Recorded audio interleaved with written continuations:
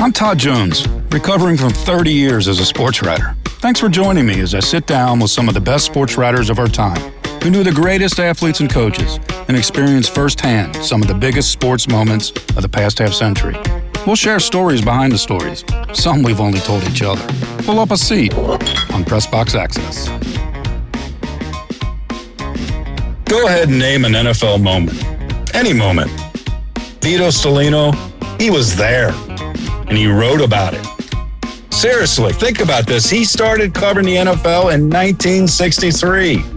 63! Kennedy was the president. And Vito's been writing about it ever since. He's in the Hall of Fame. He was there when the Colts left Baltimore and went to Indy. He was there when the Dolphins finished their perfect season in 72. And he was there throughout the 70s for the Pittsburgh Steelers when they were as good as any professional football team ever. Vito Stellino is our guest today on Press Box Access. You're going to hear some good NFL stories. Vito, welcome to our show. It's an honor to have you on as a guest. Good to be here. Oh, appreciate it. Yeah, well, man, what a career. Let's think about this. You started in 1963. That's amazing. I mean, John Kennedy was the president when you started writing about sports, and you're still writing, Vito. It's awesome. The years have kind of flown by. It's hard to believe it's been that long. And actually, I was in the UPI office the day Kennedy was shot because Bill Ford had a press conference to buy the Lions. Wow. And UPI had the first flash on his wire. So I wound up doing some sidebar stuff on that, locally. So you actually wrote about the Kennedy assassination. Think about that. That's right. Yeah. That's amazing. Well, we're going to talk a little more lighthearted stuff here. We're going to be talking sports and what a fabulous career you've had and a Hall of Fame career. I'm surprised, Vito, that you weren't in this car showroom in Canton in 1950 when the NFL was born. But you are in Canton. Make that. Yeah, you didn't quite make that. But you are in Canton because the Hall of Fame honored you with the Dick McCann Award. They honored you 33 years ago in 1989, and you've still been writing about the NFL. You're like the Energizer Bunny. I love it. Well, Vito, the NFL has been your life, and, you covered the Colts when they left Baltimore, Joe Gibbs's 2 Super Bowls in the 80s, the dynasty of the Steelers in the 1970s. We're going to talk a lot about that. I wanted to start off, though.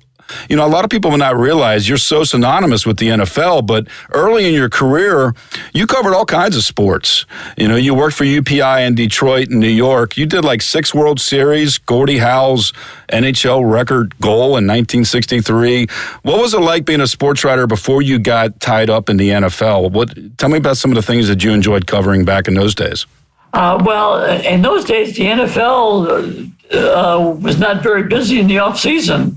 They had a 3-day mini camp in the draft, and the draft was nowhere near the time-consuming thing it is now. Right. So I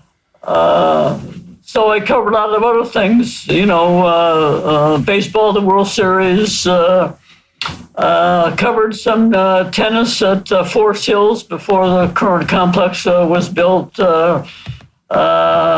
Covered Bill Badley's first game at the Madison Square Garden. Wow. And well, there's two events. There's 2 events I want to ask you about. There's one is in 1966, you were actually in Cole Fieldhouse at the University of Maryland for the NCAA championship game when all-black Texas Western defeated all-white Kentucky. A true moment in history for not just college sports, for all sports. What are your memories of that night covering that game? Well, the funny thing is, the fact it was an all-black team was not, at the time, was not a major issue because 3 years earlier, Loyola Chicago won the national championship with 4 blacks. Right, they beat Cincinnati, right. Yeah, they beat Cincinnati. And in their first game, they had to play Mississippi State, which had to sneak out of Mississippi because they were supposedly banned from playing an integrated team. And there's a famous picture of one of the Loyola players shaking hands on the Mississippi players. So being there that night, the bigger story was, Kentucky was Kentucky and Texas Western was this, it was a David and Goliath type story. Right. They had, I think they only played seven. They only played 7 players. David Lattin was the big star, and so pretty much everybody wrote at the time that, what a big upset this was that Texas Western had come out of nowhere and knocked off Adolph Rupp's, Kentucky. So, but then as the years went by, that became more and more of a focal point as there was more integration, the SEC integrated, and there was a saying at that time that you played 2 blacks at home, 3 in the road, and 4 if you were behind. I mean, you think about the times. I mean, you were literally right in the middle of the civil rights movement. And like you said, maybe the history didn't hit you at the moment, but do you remember anything about the atmosphere in the arena or the game itself that still sticks with you? Well, I remember, Colt Fieldhouse was packed. It was not in a big dome stadium. It was an average college field house. And I just remember Texas Western had a lot of turnovers. They stole the ball from Kentucky. Right. And one of the Louis Dampierre was one of them, and then Pat Riley was a guard on that team too. That's right. And so they had a lot of steals. But I remember after the game being in the locker room, just sitting down with some of the Texas Western players and just talking to them one-on-one. I mean, nowadays it's a press conference with 300 people and it's a formal press conference and microphones and all that. Right. At that time, you just went in the locker room and talk to whoever you wanted to. And the Texas Western players were an interesting story because they were not like highly recruited, and so they talked about their background and so I remember that particularly. That Vito, did the African American players recognize after the game when you interviewed them what they had accomplished, not just in winning the game, but the statement that it made? They may recognize that, but they didn't talk about it. Maybe because we didn't ask them about that issue. It was more that they were the David and Goliath. Their players had not been heavily recruited. Some of them came from New York. Going all the way to Texas, which was unusual in those days. So the conversation was just more about the background of the players. Right. Well, it was certainly a great moment in sports for the progress of our society and sports in general. And you were there. You were there in the arena. You were also there in the arena for another historic moment in sports, and that's in 1971 when Joe Frazier and Muhammad Ali fought for the first time in Madison Square Garden. It was then called the Fight of the Century. What do you remember about that night in the Garden? Well, I mean, all the celebrities that were there. Frank Sinatra was taking pictures, Wait a minute. Sinatra was a photographer that night. Yeah.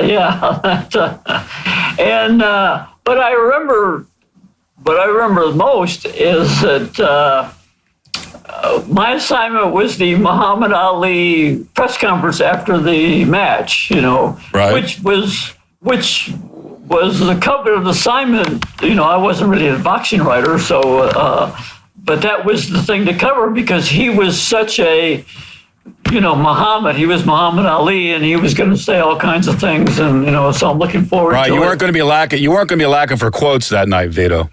That's for sure. Well, Muhammad took such a beating in that match that he did not come out for the press conference.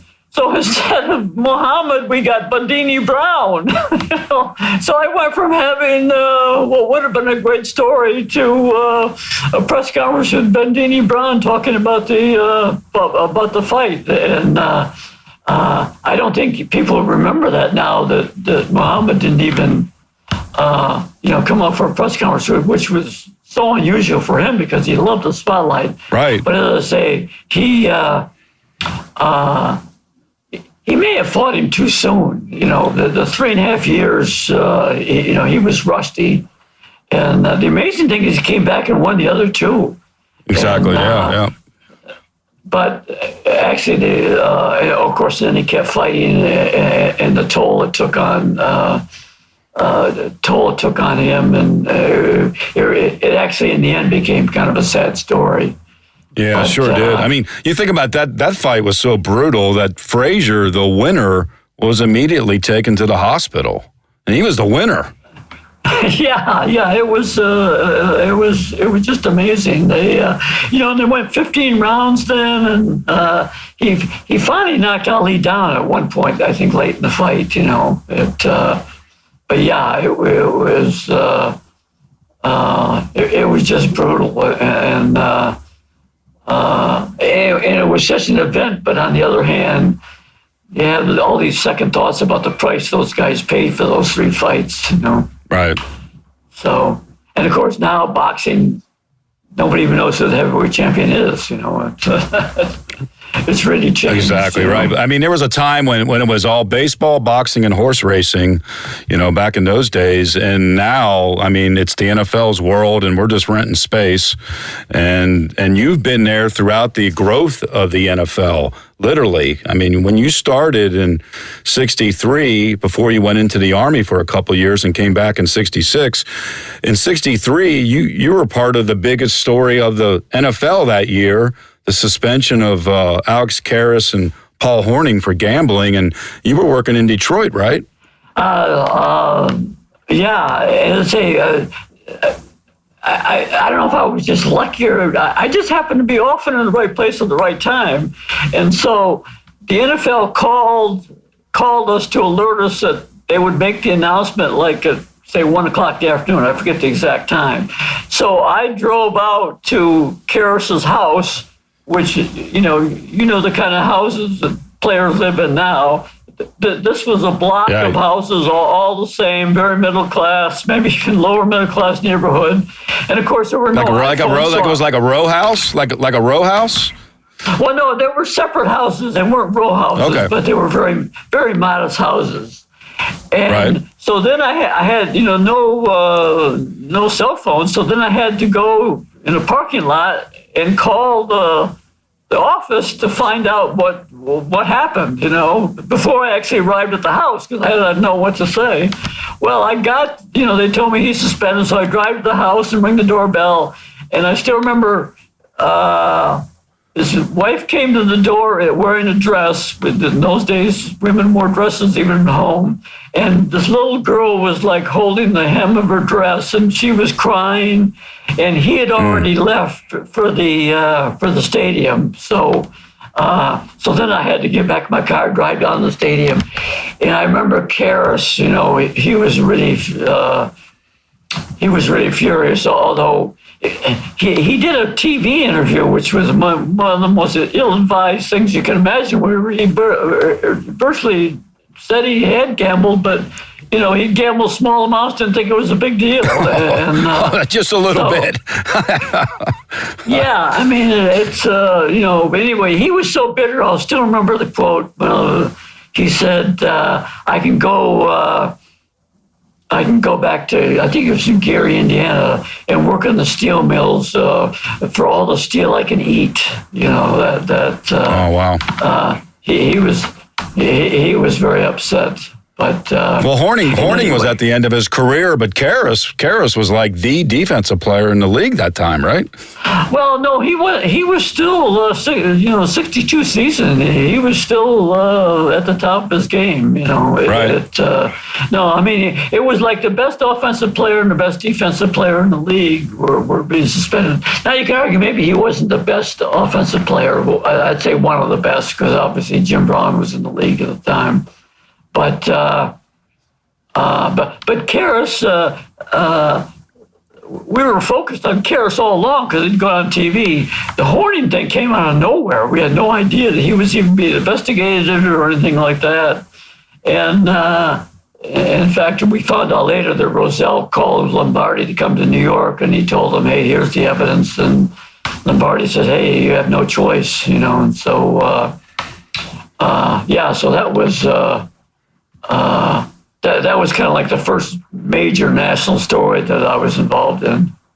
Well, you mentioned the young, at the time, very young commissioner, Pete Rozelle, when Karras and Hornung were suspended. And Rozelle really shepherded the league through the 60s and into the growth that it enjoyed through the 70s.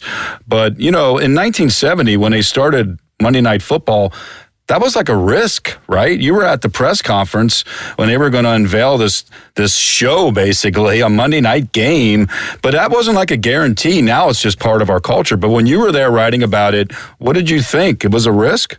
Well, I wasn't attuned to TV the way we are now.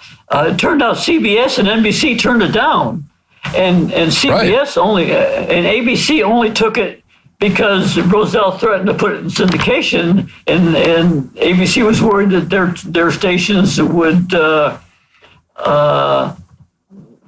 defect to get that game. So yeah, we didn't really think it was that much of a risk. We didn't realize the whole implications. In fact, today, they announced all the figures, and I still remember Rozelle. He would not give the figures. He just said it's bigger than a bread box. That was his line. So and I didn't know about prime time and all that kind of stuff in those days. So I just took the average of what they got for a Sunday game and then figured timed it by 17. And Bino Cook, the late great Bino Cook, who was one of the great characters of all time, he called me up and said, "Hey, you're way low. They got a lot more than that. It's prime time, So that's how I learned how valuable it was. And right. Had it not been ABC, had it not been Roone Arledge, had it not been Howard Cosell, I don't know that Monday Night Football would have ever became the thing it became. Arledge. Yeah, because they had tried like Saturday. Didn't they try Saturday night? Football, like a game in the late 60s, and it really just didn't do well. Yes, they had Green Bay versus Baltimore, which at the time was Lombardi versus Shula, Saturday night, and it lost in the ratings to the Miss America contest, if you can believe that. Wow. So that's why think about that. The networks weren't that eager to give up their regular programming in prime time, Right. I mean, you have Johnny Unitas playing, you have Vince Lombardi on the sideline, Shula, and it can't beat out Miss America. I mean, that shows you where football was in those days. It's absolutely amazing. And but I don't know that without Arledge and Cosell, it became a thing. I mean, they arrived in the town, there'd be a luncheon, it was an event, and Cosell, right. Half the country hated him, half the country loved him. The very first game was the Jets and the Browns, Joe Namath. And during the game, Cosell said that Leroy Kelly wasn't having a compelling game. In those days, you didn't say anything negative. And that sentence became controversial. Really? In fact, some of the owners wanted Cosell taken off the broadcast. Compelling was a controversy. Yeah, because everything was all upbeat, but yeah, he made an event, and of course, the pairing him with Don Meredith was perfect. they bounced off each other, Right. and it became, and then the halftime highlights again. No ESPN, internet, all that. They would show halftime highlights of the, because people hadn't seen the highlights. There were no highlight shows. Maybe the Sunday night local broadcast might run a few, clips. Right. And the amazing thing is Cosell would ad-lib them. He would not write a script. They would, run the thing. He would ad-lib it. And people would get mad at Cosell if they couldn't show clips of all the games, and they had to show the two teams that were on the next week, and plus some of the bigger events. And so people would complain to Cosell, he's not showing our team, that type of thing. Right. Films, Everybody was always mad at Cosell. yeah, NFL Films was they made all the decisions, picked the thing. But it's amazing that he could ad-lib those highlights like that, Well, I think Monday Night Football in those days really was the start of where we are today with the league in terms of extravaganza, a show, entertainment. It's so different. But when I look back on when your career began, football was so different. I think if there's a city that really embodied how different it was Baltimore. And you had Baltimore and the Colts. And later on in your career, you covered the Baltimore Colts when they left town in 1984 for Indianapolis. Can you give us some context about the love affair that Baltimore had for the Colts before they left? Yeah, Frank DeFord wrote a book about, he was from Baltimore, a novel, about this kid that somehow got a dozen Colt tickets, and he used those tickets to want him to get into college, to get a job, and just how valuable the Colt tickets were. And in '58 they played the famous game against the Giants. Right. Unitas became the face of the league. One of my friends once said, the NFL wasn't important until Johnny Unitas made it important. Wow. Which I think really summed it up. And and Baltimore up till then was kind of the whistle stop between Washington and Philly and New York. So they had lost the baseball to the Yankees. Went to New York, and the Baltimore Orioles, the original, went to New York, became the Yankees. So they didn't get baseball back till 1954, just a few years before people don't know this either. In 1952, a team failed in Dallas. They literally went bankrupt and moved to Hershey, Pennsylvania, and finished out the season as a Think about that. team. Football failed in Dallas. Think about that. In Dallas in 1952, just shows you how it's why, which in a way led to the formation of the AFL, because they would not give Lamar Hunt a franchise. They were very wary of expanding because they knew about, Dallas just happened a few years earlier, and they were wary about, surviving. Right. And, but anyway, so the Hershey team moved to Baltimore, I think in '53, and became the Baltimore Colts, So there were still some of the players like Art Donovan had played in fact, George Young, who later became the general manager of the Giants and one of the iconic figures in league history, he played there too. And so they moved to Baltimore, and then they started winning, and the city, just embraced them. And so the whole decade from '58 to 72, it was just amazing. Right. But then Carol Rosenblum made a swap with Bob Irsay, and he got the Rams. And I still love that they swapped franchises. Yeah, Think about that. Carol was such a a maneuver that he wanted to swap them. He just wanted to buy the Rams because if he sold the Colts, he had to pay estate tax or no, what kind of tax? Anyway, some kind of medieval tax. Yeah. Yeah, I mean, he had to pay tax on the profit he made on the sale because even though we're near, I think it sold for, I think Irsay paid $16 million, which is amazing today. You know, that you can't buy a player for that today. But anyway, and then Irsay just ran it into the ground. And so you have Robert Irsay, who takes over this team that's such a part of, it's the fabric of the Baltimore. I mean, the players for a long time actually lived in the neighborhood. They worked jobs in the off season. The Colts just became the neighborhood, became the town. And then Irsay comes in and things are changing in the league and he's a different owner. And next thing you know, it's March 28th, 1984. And Robert Irsay and the Colts are literally packing up moving vans and heading out to Indianapolis, and you're there, right? You're there to witness this. Oh, yeah.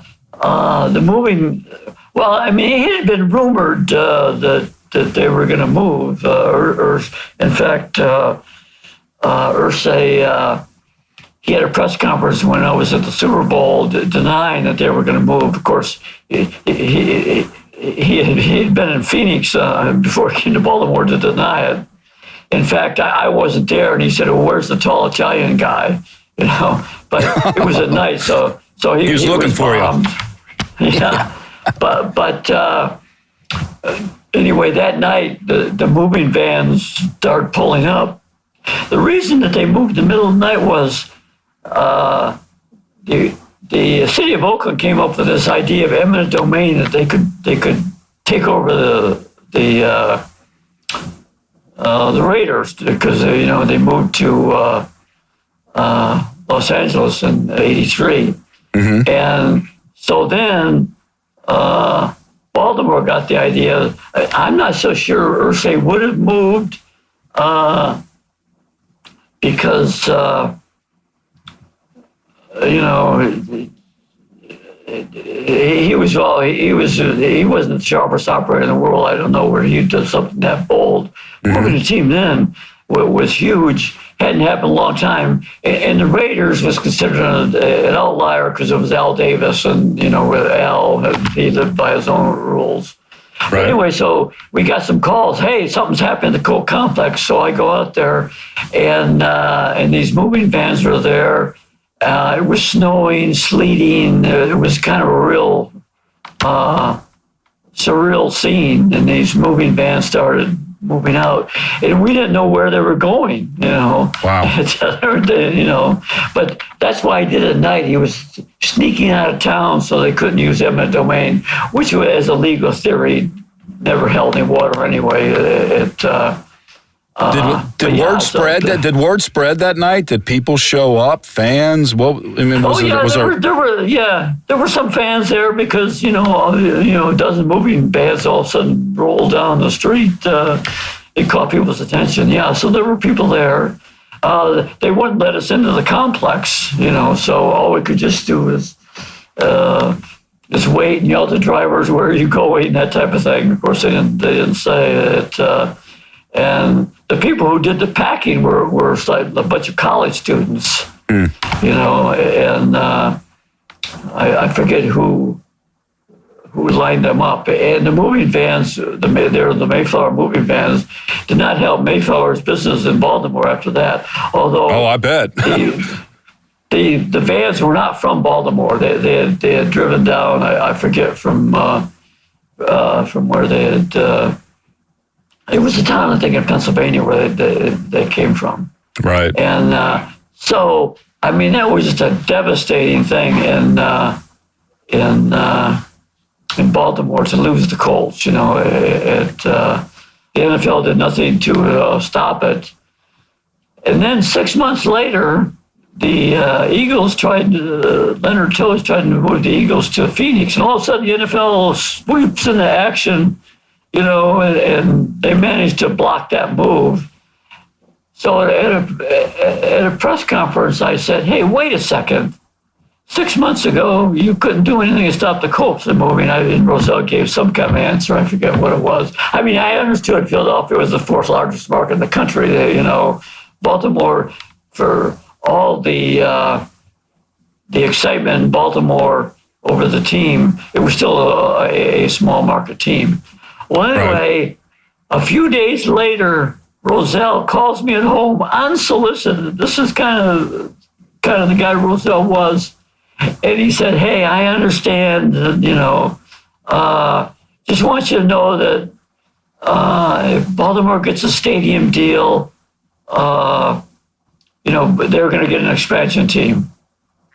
Well, what happened was they had a labor dispute with the players, which lasted like 10 years, and Roselle wound up retiring, and they got Tagliabue and Godell, and they wanted to go to new markets, and so they didn't get an expansion team. Although the deal they had was so good, the 4 teams were ready to take it, and the Browns were the first. When the Browns were willing to move, John Moog, who was leading the Baltimore effort, he signed a deal with them on a Friday. And it didn't leak out for about a week. Do you think if Roselle had not retired and Baltimore would have got a franchise, a new franchise, an expansion franchise, which when you think about it means Cleveland would have had nowhere to go. So in some ways, do you think Roselle's retirement led to the Browns leaving Cleveland? It could have been, although Modell was desperate at that time. He had taken over the stadium, which was an old stadium, which needed millions in renovations, and he was not a good businessman. The budget, his son once said, the budget was like the checkbook. In fact, the year before they signed Andre Rison to a $5 million signing bonus, and the banks wouldn't give Modell the $5 million. He had to really hustle around to get the $5 million. So what would have happened to the Browns, I don't know, but Baltimore would have got an expansion team. Although, as it turned out, they did an expansion team. They got Ozzie Newsome, and then they got Steve Bisciotti as an owner. So they won 2 Super Bowls, and meanwhile the Browns have struggled. So it didn't. In the end, and they got this great new stadium. Also, it affected Major League Baseball, because had the Colts not moved, they probably would have built a combination stadium, which was the rage in those days. Philly, Cincy, Pittsburgh all had those baseball, football stadiums. So because they moved, Baltimore, the Orioles said, hey, we don't want a combined stadium. We want we want a baseball-only stadium. And they designed Camden Yards, which changed the stadium before Camden Yards was Comiskey Park, a very bland, even though it's a baseball stadium, and then none of the retro amenities that Camden Yards had, which became popular throughout the league. So it also had a huge effect on the Orioles too. So the Colts leaving Baltimore had such a cascading effect on, as you pointed out, not just the NFL, but even into baseball. I do think, in my mind, the Colts being in Baltimore is that old era NFL. I mean, that's kind of, for me, like a dividing line, because then you started having all kinds of franchises moving and the growth of the league. I mean, it's a $12 billion annual revenue business now, the NFL. It certainly wasn't like that when you covered your first Super Bowl, which was, I believe, Super Bowl VII. Is that right? That's right, yeah. Mm-hmm. 1970, yeah, January of 1973. The Dolphins completed their perfect season by beating Washington. So it wasn't like that in 1970, January of 73, right? Oh, no way. Although Dan Rooney's once said to me, we were all better off when we were making, I forget the figure, the teams are making X and the players are making X. He was one of the few owners who did not think that increasing the revenue and of course now it's totally out of control. It's all about marketing. Rozelle used to say to his minions, remember, we kick off at 1:00 every Sunday. The message being, we're a football league. The important thing is football and what's good for football. Now it's what's good for making money and marketing and all those kind of things. And right. I think it's there's an old saying in showbiz, you always want them to come back for more. You don't want them thinking, geez, this is ever going to end type of thing. And I think they're getting close to that. The season going on for, into mid-January and that type of thing. And, 17 games, I think, oh, that's great. Well, what if you're 1-15, Not so great. Not so great. Not so great, yeah. So Right. But it started to become big in the 70s, too. The 70s was a great era, which kind of set the table. You had the Steelers winning 4, you had the Dolphins winning 2, the Cowboys winning 2 and then losing 2 Super Bowls. The Steelers, the only time the team of the decade was decided on the field. So, right. I mean, it was a decade of the Raiders only won 1, and they were still an iconic team. It was and the Vikings got there 4 times and didn't win. They got there 4 and didn't win it. So it started to build in the 70s, and the Super Bowl became bigger each year. Let's talk about that. Well, let's talk about that decade of the 1970s. I mean, you covered those Pittsburgh Steelers teams. You were around them daily. They won 4 Super Bowls in 6 years. They were the team of the decade. They still might be the best team ever. Did you realize at the time how great of a team that was?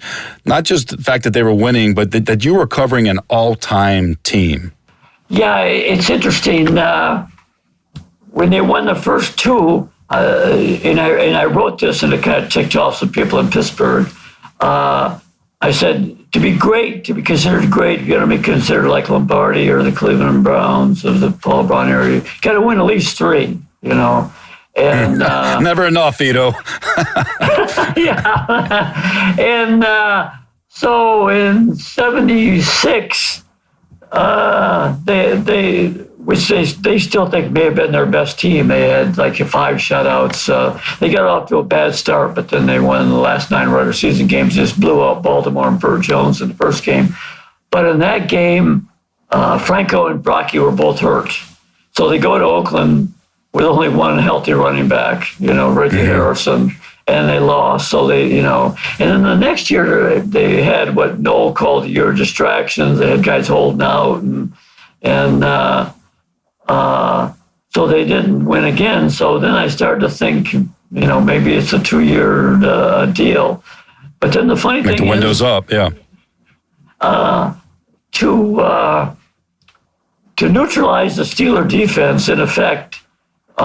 In '78, they passed no bumping the receivers after 5 yards. That was the beginning of opening the game up. Well, so the interesting thing about what the Steelers did, they won 2 with one set of rules and 2 more with the other set of rules. Yeah, right. I mean, think about it. Yeah. The last 2, Bradshaw throwing to Swan and Stallworth, they became much more of a passing team. He threw for 300 yards in the last 2 Super Bowls. First one, I think he threw for 129 or something. Super Bowl 9. Wow. So an entire game, right? But they had the talent to adjust, and So once they won 3, then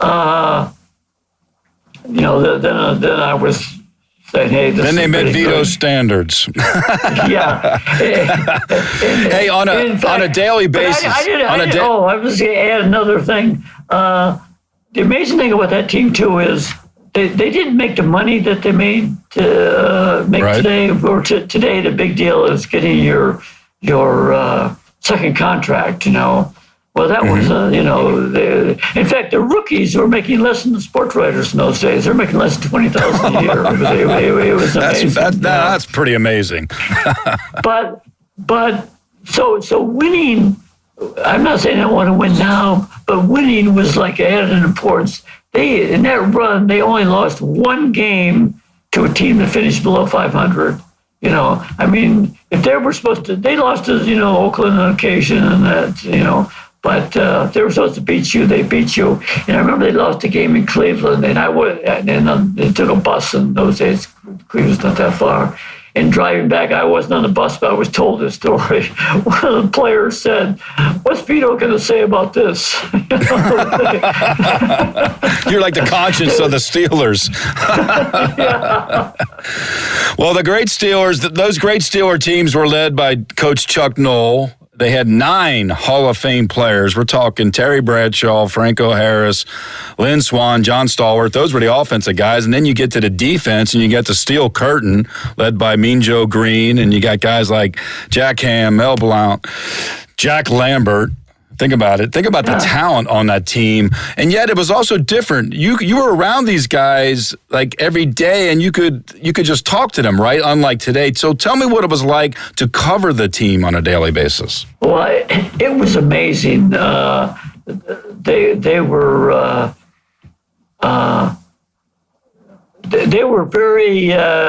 They were still interested in getting coverage. They let you in the locker room before practice. They let you in the locker room after practice, and there weren't all those people in the locker room. So you could go up to Terry Bradshaw and just sit on the bench next to him and just chat with him, and you were just part of the scene. In fact, one time I missed a couple of days, and Bradshaw said, "Where were you?" That type of thing. They were just so used to. Yeah. Where's Vito? You could have one-on-one chats with them. It wasn't like it's all press. I mean, nowadays the quarterback talks once a week. It's all press conference type stuff, and So it was just a different feeling, and in fact, I don't think they realized themselves what a national team they had become. That's when they became a national team with fans all over the country, because they were on Monday nights a lot, right. And all the playoff games. And but there was still that feeling, hey, they were Pittsburgh. The Cowboys became America's team. They were big on, hey, we're Pittsburgh's team, that type of thing. And the guys are very down to earth type of thing. Right. In fact, on the field one time, Mel Blount thanked me for writing an article about him. During practice. Wait a minute. He thanked you for writing an article. Yeah. Because they had none of the national coverage that there was no ESPN featuring them all the time and that type of deal. So it was a very. So he thanked you for writing an article. Yeah, Mel Blount came over the sideline and standing on the sidelines. He said, "Oh, thanks. That was a nice story," that type of thing. This guy's a Hall of Famer, although I have to say that was early in his career. He wasn't. And then 75, he wins MVP. He has 10 interceptions. And in effect, they often call the 5-yard bumping rule the Mel Blount rule, because until then you could hit the receiver all over the field until the ball was thrown. So I mean, he was fast. He was 6'3". He was big. Right. I mean, he could just he could knock receivers off their routes and that type of thing. So Vito, Chuck Noll, the coach, what was he like to deal with as a writer? He liked being invisible. He would do a press conference on Monday, and then he would do a press conference after the game. And during the week, if you really wanted to ask him something, but he didn't hold all these coaching press conferences that you have today. His big thing was talk to the players. And because the players were really good talkers, most of them were, except for Franco, and they gave you so much locker room access that we really didn't deal with Noel that much, as hard as it is to believe, because you had so much access to players. But he just liked to stay in the background, He had no interest in promoting himself, and he would. That's really interesting. I heard a story once that Noel actually declined to be on the cover of Sports Illustrated. Is that right? Yeah, Paul Zimmerman did a 2-part series on him near the end of the run, and he invited Zimmerman to his home. I mean, he understood that if they wanted to do it, he would cooperate. But then they wanted to shoot a cover, and he said no thanks. Wow. He had the self-confidence that he didn't need you to think he was a good coach. He knew he was. And he was like a teacher. That was his big thing. Bradshaw called the plays because he had been a messenger guard for Paul Brown, and he preferred the quarterback. That figured he had taught him all week long, and then on Sunday was the exam, and Bradshaw would call the plays and that type of thing. So, but they call him in Cleveland. If Noel wasn't, so if Chuck Noll wasn't talking, like who was like the spokesperson for the team? In effect, Joe Green was. He was one of the great quotes of all time. You had to talk to Joe Green after every game. I mean, Noel would have a press conference, but Green would often be much more quotable than Noel. So Mean Joe Green liked to talk to writers. That's interesting. Oh yeah, he was not. He could be mean in the pile, but no, he was great with writers. And in fact, one time I'm talking to him one-on-one, and he was mad at the officials, and he made some derogatory thing. I forget what he said he got fined for it. But I did not have it on tape. He could have denied it. And, the next day he said, hey, I said it. He stood by it, that type of thing. He was a stand-up guy, Wow. And, of course, then the Coke commercial made him a national figure, but he was the leader of the team. And in 74, when Noel started Gillum the first 6 games, that could have caused a locker room problem. He stood up for Bradshaw. I recognized Bradshaw was still the better quarterback, and so that helped him get through that thing. He was an amazing team leader. He was the leader. Yeah, definitely. Yeah. Vito, there's one guy I wanted to ask you about regarding those unbelievable teams that the Steelers had in the 1970s. And that's a guy that's behind the scenes and doesn't get a lot of attention, but his name was Bill Nunn. And he was the scout and later the assistant director of player personnel, an African-American gentleman who really, to me, a lot of people should know more about. Can you tell us about Bill Nunn and the role that he played in putting those teams together? Well, he was a sports writer for a black newspaper in Pittsburgh, and he covered all the black colleges. He was the guru or the maven, knew everything about the black colleges, and Dan Rooney reached out to him. Because until then, the Steelers had not, embraced him much, and Rooney convinced him to become a scout for them. And without Bill Nunn, they don't win 4 Super Bowls, I don't think. Is that right? Yeah. Yeah. Well, to start with, Stallworth, begin with, he. Noel actually thought Stallworth was better than he wanted to draft him first ahead of Swan, and they convinced him, hey, Swan's going to go early. We got to take him first, and then he gets Stallworth on the 4th round, and several other players from the black colleges.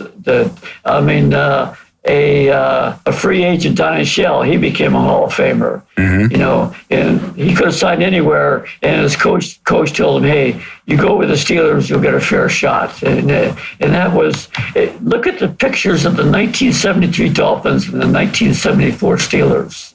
6 of the Steel Curtain guys were black. Most of the no-name defense in 73 on the Dolphins was white. You know, they opened up. They mined the talent in those black schools before other teams did, and that helped them, you know, draft 10 Hall of Famers. And Bill Nunn played a huge role in that. And he was a very self-effacing guy. He was the camp director, like, you know, at the front desk. And I remember one year the trainer complained about my story about an exhibition game, no less. And Bill Nunn popped up and said, "Hey, the story is different from the headline." You know. Wow. I mean, you know, he was a newspaper man. Right. And I guess the trainer just looked ahead, laughed, and you know what it said, but he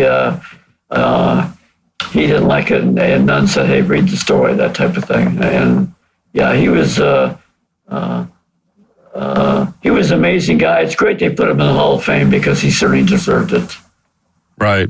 Well, you mentioned John Stallworth. I think he's a perfect example. John Stallworth grew up in Tuscaloosa, Alabama, and Bear Bryant, the Alabama coach, didn't even recruit him in his own town.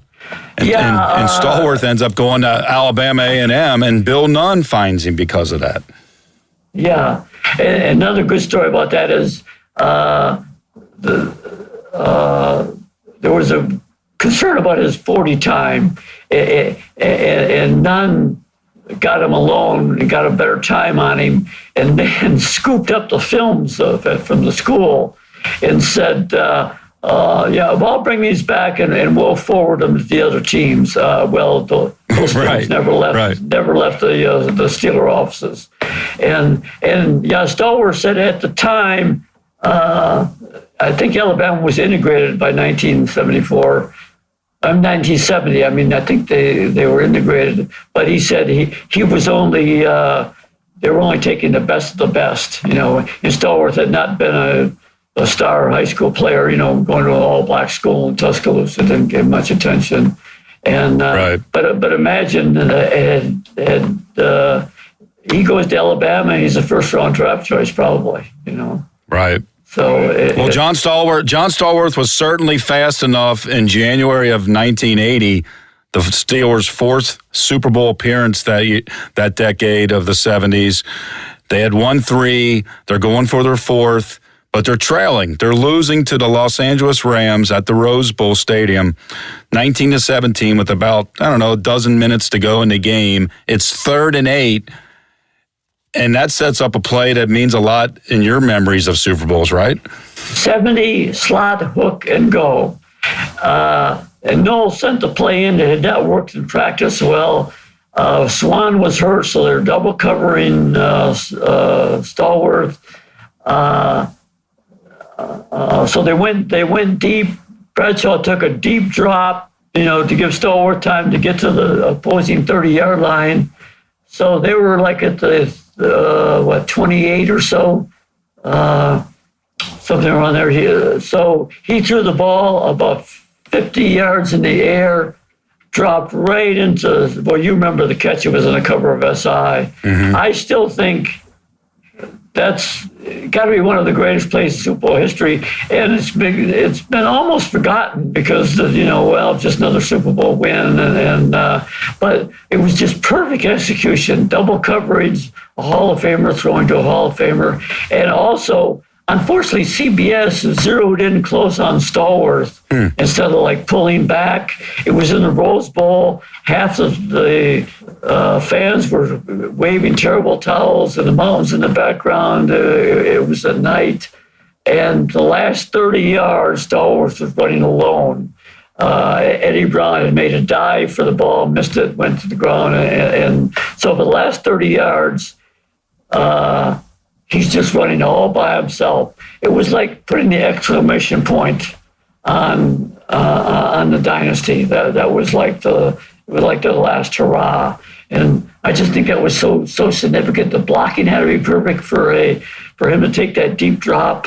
In Super Bowl 10, he threw a game-winning pass and got knocked out by Larry Cole as he threw the ball.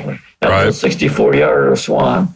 But this was just perfect execution, good blocking, the perfect throw, the perfect route right into his hands. It was just an amazing play, and for some reason, it gets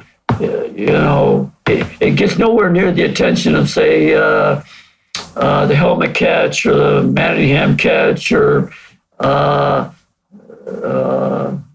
Roethlisberger's throw in the end zone against the Cardinals. Those plays get. But here you're behind in the fourth quarter. It wasn't a drive, one play. It was amazing. And as I say, now Swan was hurt, but Bradshaw and Webster, Franco, and Stallworth were all on the field, 4 Hall of Famers, and. Well, the Steelers added another touchdown to cement that 4th Super Bowl victory and become really one of the all-time legendary teams. You had a Hall of Famer throwing to a Hall of Famer, and you had a Hall of Famer, Vito Stellino, in the press box that night at the Rose Bowl, documenting history, as you did so much throughout your career. I want to tell you, Vito, we thank you for joining us. We've had such fun hearing these great stories. You were there for so many amazing moments. I just want to thank you very much for taking the time to join us. Well, thank you for having me on. Sometimes I get accused of living in the past, but my comment is what a past it's been. I was very lucky to be in the right place at the right time, and I enjoyed every minute of it. Well, we've been lucky to have you join us. So thanks again, Vito, and we wish you all the best. Thanks for listening to Press Box Access. You can find us here with a new episode every other Wednesday. If you enjoyed this episode, please be sure to subscribe and follow us on Apple Podcasts or on your favorite podcast app. We'd love for you to review us. 5 stars would be nice. Follow us on social media. Drop us an email at pressboxaccess@gmail.com. And be sure to spread the word. Everyone is welcome here. This has been a production of Evergreen Podcast. A special thank you to executive producers Michael D'Aloia and Gerardo Orlando, producer Bill Huffman, and our audio engineer Nathan Corson. I'm your host, Todd Jones. It's closing time. Rock on.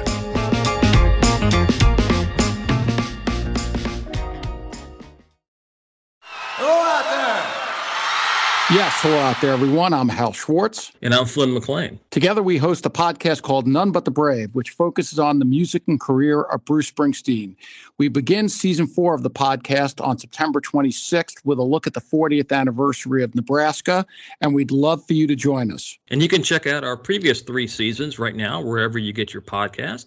We've also had some pretty cool guests on, like Little Steven Van Zandt of the E Street Band, Brian Hyatt from Rolling Stone, and Ken Rosenthal from Fox Sports. If you're a fan of Bruce's music, you're not going to want to miss our discussions on his past albums and tours. And as Bruce begins his first tour in 6 years next year, we will cover it as it happens. And we are very excited about that. Yes, we are. So check out our website, nonebutthebravepodcast.com. And we hope to see you further on up the road. Thank you so much. We'll be seeing you.